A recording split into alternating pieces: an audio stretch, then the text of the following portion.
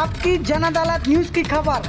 दमोह क्षेत्र के दावनी में पूर्व युवक कांग्रेस के राष्ट्रीय सचिव अनुरुद्ध प्रताप सिंह की अगुवाई में बाबा साहब की प्रतिमा का किया गया अनावरण। आपकी जन अदालत न्यूज पर सीधे तस्वीरें आप देख रहे हैं, जहां पर दमोह क्षेत्र के दावनी में पूर्व युवक कांग्रेस के राष्ट्रीय सचिव अनुरुद्ध प्रताप सिंह की अगुवाई में गोहद विधायक मेवाराम जाटव मुख्य अतिथि ने फीता काटकर बाबा साहब की प्रतिमा का किया अनावरण। इस मौके पर भिंड से कांग्रेस प्रत्याशी लोकसभा प्रत्याशी रहे देवासी जरारिया भी मुख्य रूप से मौजूद रहे।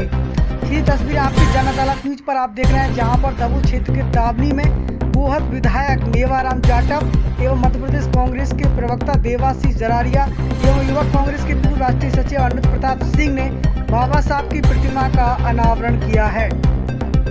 ये तस्वीरें आपको दमोह क्षेत्र के दावनी गांव की दिखा रहे हैं, जहां पर दावनी क्षेत्र के समस्त युवाओं द्वारा दावनी में बाबा साहब की प्रतिमा का अनावरण कराया गया है। इस मौके पर आप तस्वीरों में देख रहे हैं मध्य प्रदेश कांग्रेस प्रवक्ता देवासी जरारिया एवं मध्य प्रदेश कांग्रेस के महामंत्री शिवनारायण दुबे बल्लू वकील मुख्य रूप से मौजूद रहे। इस मौके पर पूर्व सरपंच सन्नाम सिंह लल्लू जाटव मास्टर भी मुख्य रूप से मौजूद रहे, जिन्होंने बाबा साहब की प्रतिमा को माल्यार्पण किया। इस मौके पर प्रदीप चौधरी मुख्य रूप से मौजूद रहे। इसी तस्वीर आपकी जन अदालत न्यूज पर दमोह क्षेत्र की दावनी गांव की दिखा रहे हैं, जहां पर बाबा साहब भीमराव अम्बेडकर के लिए प्रार्थना कांग्रेस पार्टी के वरिष्ठ नेताओं ने की है। तस्वीरों में आप देख रहे हैं गोहद विधायक मेवाराम जाटव पूर्व राष्ट्रीय सचिव अनुरुद्ध प्रताप सिंह के साथ समस्त ग्रामीण जन बाबा साहब की प्रतिमा के अनावरण के मौके पर मुख्य रूप से मौजूद रहे।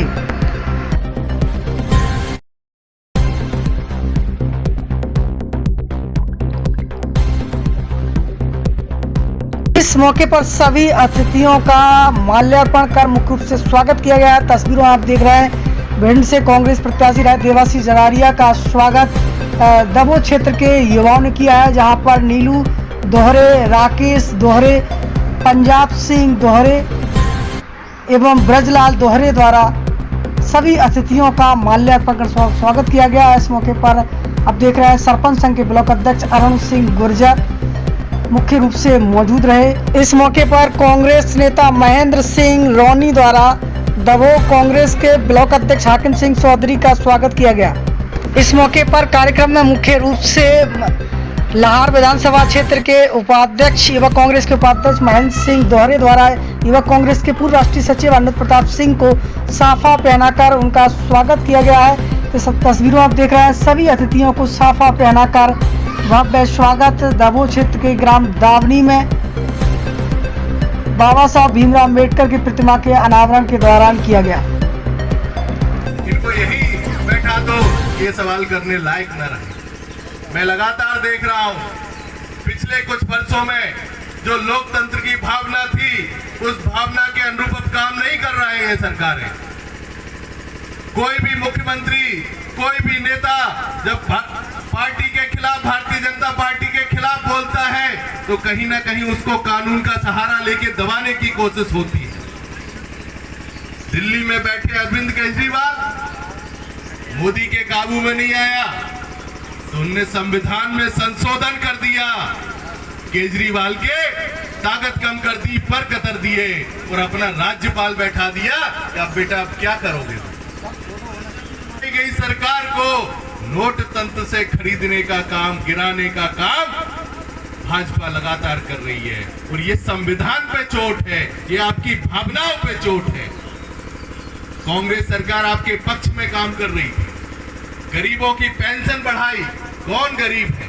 गरीब तो दलित समाज है जो बीपीएल के नीचे रह रहा है। वृद्धा पेंशन में इजाफा किया, विकलांगों की पेंशन में इजाफा किया, गरीब की बेटियों को मिलने वाली विवाह सहायता को दुगना किया। सरकारी अस्पतालों में होने वाली डिलीवरी जो 16,000 थी उसको 26,000 किया। वो कौन लोग थे उनको लाभ मिलने वाले?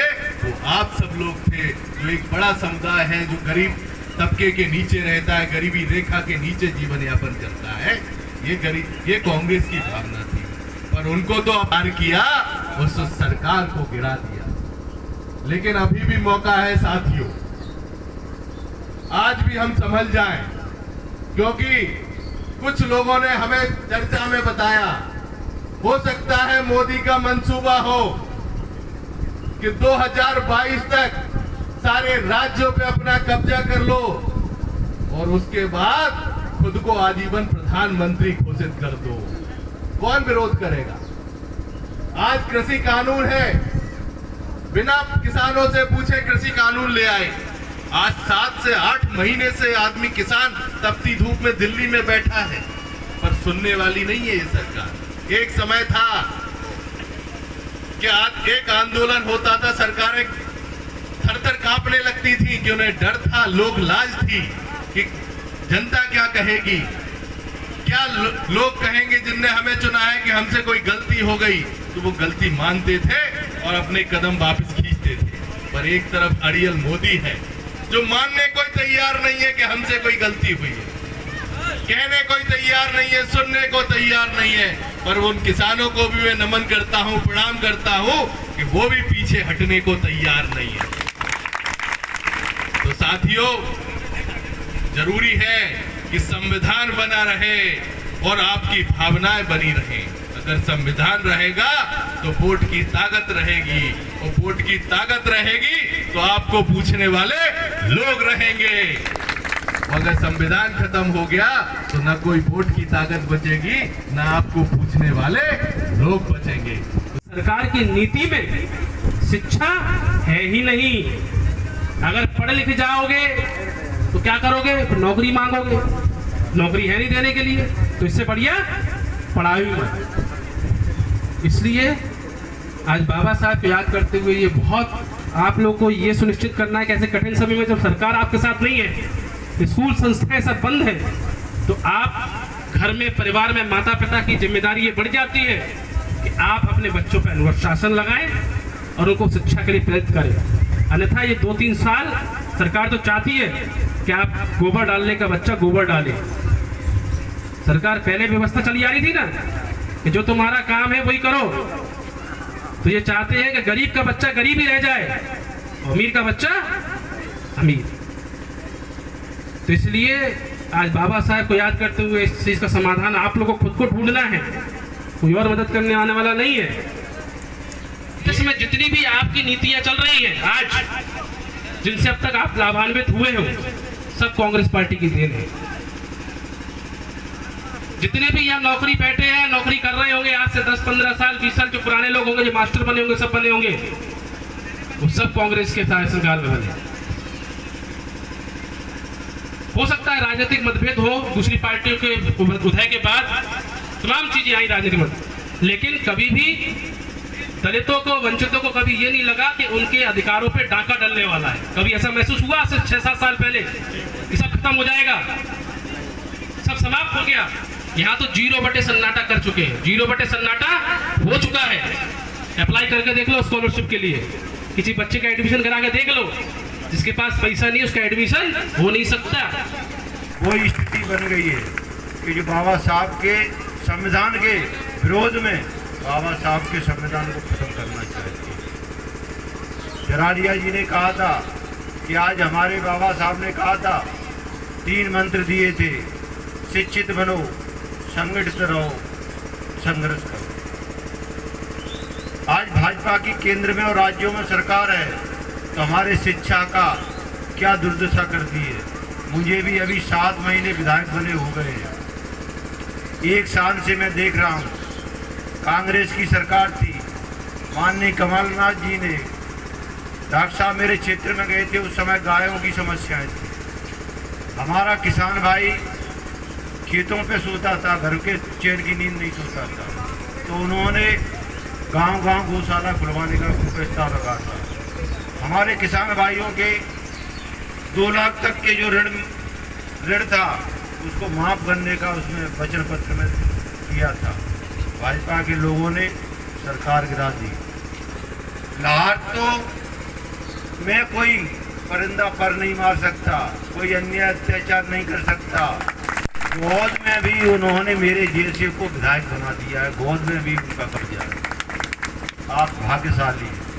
उन्होंने गोद में काफ़ी मेहनत की। आप सब लोगों ने, राजा भैया पाल और हमारे चौधरी साहब बैठे हैं, अनूप भैया हैं, बल्लू वकील साहब हैं, सभी ने बहुत मेहनत की थी। मुझे विधायक बनाया है। डॉक्टर साहब ने कहा था कि इसको विधायक मेवाराम को बनाओ, हम एक नहीं 2 विधायक मिल गए। मैं भी कहना चाहता हूँ, वैसे तो डॉक्टर साहब के रहते हुए कोई कमी आती नहीं है, अनुरोध भैया जैसे रहते हुए कोई कमी आती नहीं है, फिर भी मेरे लायक जो भी सेवा है, क्योंकि विधायक पूरे मध्य प्रदेश का होता है, मध्य प्रदेश में आवाज़ उठा सकता है। मेरे लायक जो भी सेवा होगी मैं तैयार हूँ।